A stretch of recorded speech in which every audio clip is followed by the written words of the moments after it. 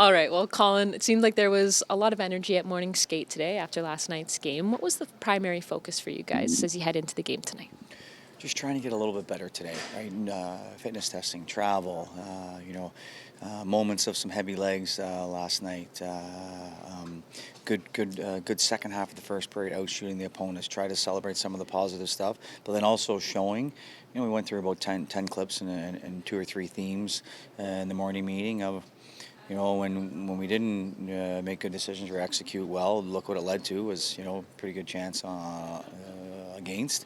And when we did some things that we chatted about, we had some good moments of creating some offense. So, obviously, not scoring a goal, we all know we didn't finish, but especially with young players, it's not about the finish or the result. It's about the process, and it's about the opportunities you created based on doing some things together. So that was the message. As far as the ice and on ice practice, we just wanted to get their legs going a little bit, get them touching the puck, getting a little bit more togetherness, and believe they're gonna be just a little bit better tonight.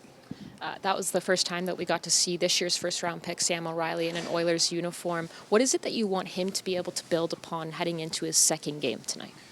Just to have a little bit better stick. He tried to be physical, and he's being hungry. And it's just like, have a good stick, all right, and play with a little bit more patience. Being a first round pick, coming to an NHL camp, putting an NHL jersey on, like all those sorts of things. You got to sit back and remember that I'm a good player and I did a lot of good things to have this opportunity, breathe and make the most of it. And if you stumble, that's okay. Be a young man about it, look it in the eye, but at the same time, try to breathe and try to play a little bit more patience, a little bit more poise, a little bit more confidence, and the coaches and your teammates got to help you along the way. So that's our message to him today, and we'll watch and see how he does. Does your message change for someone like Sam, who's drafted in the first round and maybe feels like he has a lot of weight on his shoulders to be able to prove, hey, this is why they took me in the first round, compared to someone who maybe is undrafted or is a camp invite who is just looking, to get out there and kind of get going a little bit?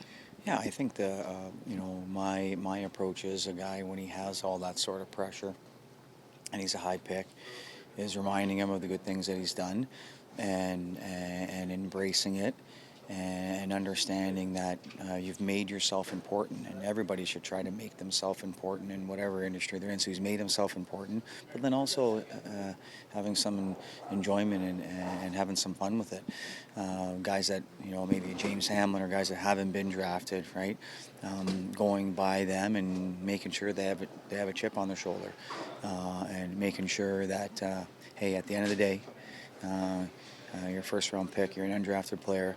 Eventually, if you're in the American Hockey League, in the second best world in North America, that if you do good long enough, people will notice and you'll earn your opportunity. And James is a really good example of having a few guys from Medicine Hat here. So, but at the same time, obviously you want to develop your people, whether they're a first round pick or they're a free agent. At the end of the day, they're all our people when they're here, and we try to have personal relationships with them to try to get the most out of them, whatever the situation may be. Every year we get to experience the Battle of Alberta with the rookies. How do you go about preparing these guys who maybe they've played in it in the rookie tournament before, and maybe this is their first crack at the energy that Battle of Alberta brings? You know, in the past years, we've come in the meeting and being pretty aggressive and trying to really have that battle mindset. I think with this group, it's a lot younger, and I think we got to bring our focus back to just the things that we need to do. I know that Calgary's going to come out and be physical against us. I know that, and if we can make plays and take care of the puck and make some good, clean execution and passes by that physicality, then our message will be we'll be able to play on the offensive zone. So we'll chat with them about that, but really trying to slow our thinking down and get our legs going so that we can play organically and instinctual, and instead of robotic and freezing, more of a fight mentality. So that's going to be our message to our guys today, and just worry about the things that we need to worry about, and not worry about the mini battle of Alberta, which I'm sure is in the back of their minds, the back of my mind, all our minds. It's pretty cool. It's their first taste of what maybe one day they'll have an opportunity to do for real. Colin, I know I asked you about Max Wanner yesterday, but just to further expand on that, since you first met Max, where has he grown the most, not only as a player, but also as a human being? Yeah, I think just his sense of humor, like when you chat with Max, he's wide-eyed, I'll tell you, Keith McCambridge did a fantastic job just, bringing that out of him. Our veteran players, Cam Dineen had him under his wing for a better part of the year last year as his D partner. In the beginning, they struggled as a D pair, but they were able to work together and they were able to help each other. I think, getting back to Max, what I've seen the most is just his maturity and his sense of humor. Is that,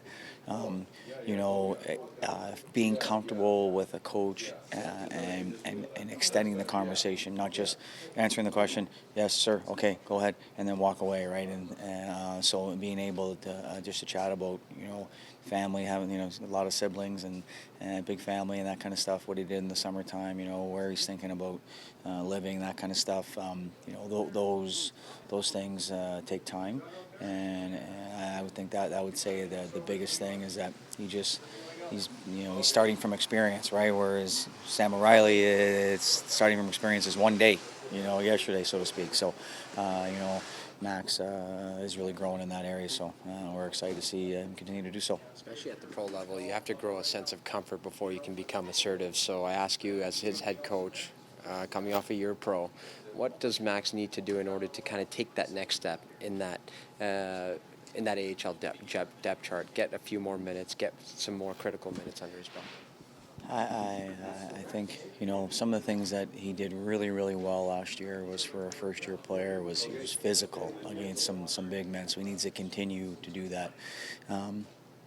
As far as passing the puck and his puck skills, those were areas at times where he overhandled because he would have had more time in the WHL. He was stronger.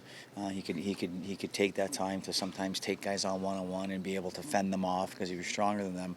Whereas at the American League level, it was difficult for him at times. So cleaning up his puck skills, meaning moving pucks quickly, but then the next layer of that is finding a forward with speed, not just finding someone because you have to move the puck quickly.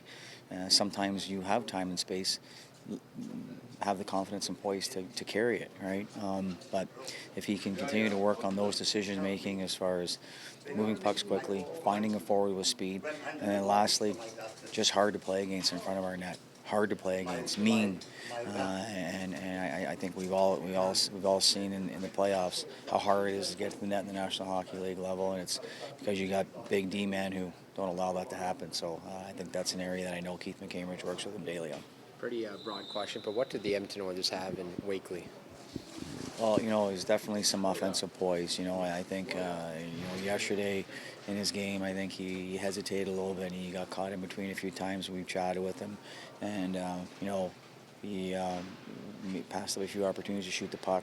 But I think what they have in him is someone who been a little bit of an underdog and a little bit of a chip on his shoulder. And I know in North Bay they've had a really good team. They've gone to the conference finals, I think 2 or 3 times, I think it is. So he's had to wait his turn. So I think all those things are valuable. But I go back to had a chip on his shoulder and want to prove people wrong. So I think that he's got some offensive ability. Obviously, reaching the century mark in one of the best junior leagues in the world is not an easy task. So you have some scoring ability there. I like that he took the puck to the net a few times last night. We'd like to see him do that again tonight. So some offense, some chip on the shoulder, a guy that's been patient and waited his turn. And so I think those are some areas that we're excited to see move forward. 60 for Unger? 60 for Unger, yep. Thank you very much. Yeah.